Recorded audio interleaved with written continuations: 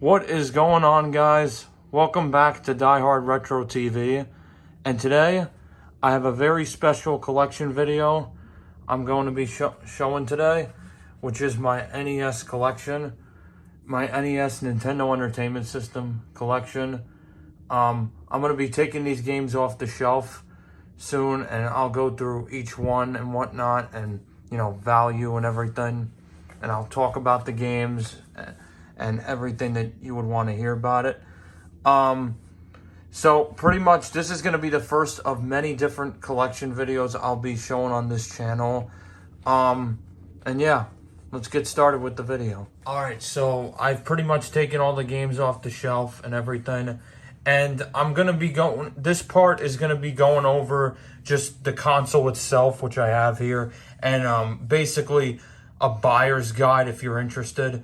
If you're not interested, you just want to go to the games and see what games I have and what I think about them, click on this timestamp right here, and it'll take you right to the games.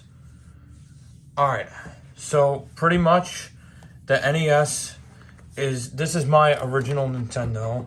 I've had this console, this one right here, for probably 7-8 years. It works great. I'd say about 7 years. It works great. I know there's a lot of dust right here, but the games all work and everything. I've tested all of them out. I've played these games that I'm about to show you for years. And so pretty much the NES was made in 1983 in Japan originally, called the Famicom, which was actually a completely different model, which was like red and white. And from what I know, in the 1983 video game crash happened in America, where people were just very uninterested in video games because of how terrible the quality was, and people wanted something new. So the video game market was pretty much going down in flames at this point. And you think about it, if it wasn't for this console, really, the market would be dead by now. Sure, there'll probably be another console that comes in the way and saves the day, but none of them consoles are like the NES. No console can say that it saved a video game crash that shook up the country, shook up the video game market for the country. By the way, I'm gonna give a shout out here. I bought this Nintendo off of DK Oldies. DK Oldies is a very reliable site for video games. They polish all their games, they clean all of them. And as a retro gamer myself, when I used to collect for games, I used to buy a lot of games that weren't at the video stores I go to from them. And all their games always worked, tremendous quality.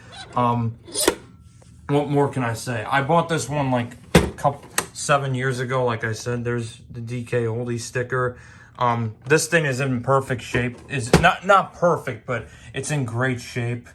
For a console that's 36 years old, 37 years old, it's tremendous condition. And for those of you who are wondering about if you want to buy a Nintendo Entertainment System, there's a book that I recommend you buy if you're really interested in it, called The Ultimate Nintendo Guide to the NES Library, from Pat Contry, who some of you may know on YouTube as Pat the NES Punk. He's kind of a nerd that rates all different types of NES games, did reviews for them. I think he's still doing them, but these are just some examples of the different pages of what the book looks like. I believe the book is $60, and you can buy it off of his website. I think it's Pat the NES Punk's. Yeah, it's some website called PatTheNESPunk.com or something. But you can pretty much see all the different. These are all the different North American releases of the Nintendo NES library. And see, there's tons of classic games here. He reviews all of them. He got a ton of different people who review them, personal stories and reflections and whatnot, and then how the game is.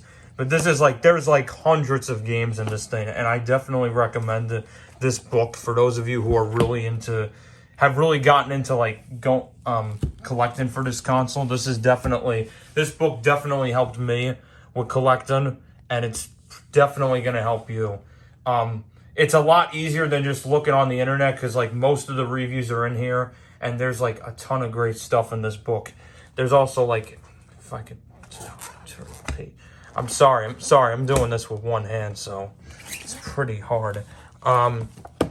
There's also like stories. If you go past like all these reviews, there's also like these are like different variants that came out in the US, that some of these are pretty rare.